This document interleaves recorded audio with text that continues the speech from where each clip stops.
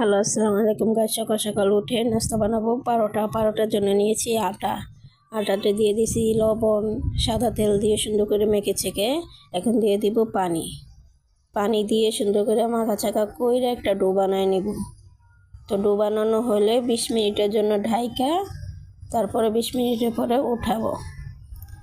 তো 20 মিনিট হয়েছে, এখন উঠায় আমি একটু আটা নিয়ে সুন্দর করে পিঁড়িতে বেলে নিচ্ছি।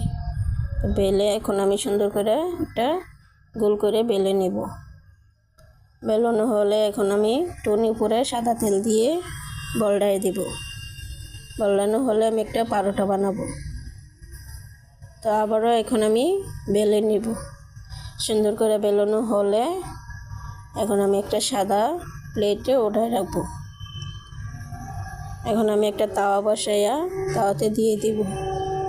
দিয়ে টুনি সাদা তেল দিয়ে সুন্দর করে লাল লাল করে একদম ভেজে রাখবো। তো দেখো কি সুন্দর করে লাল লাল ভেজে হচ্ছে, এখন আমি উঠায় রাখবো। তো পারোটা ভাজা হয়েছে, কীরকম হয়েছে সবাই বলবা।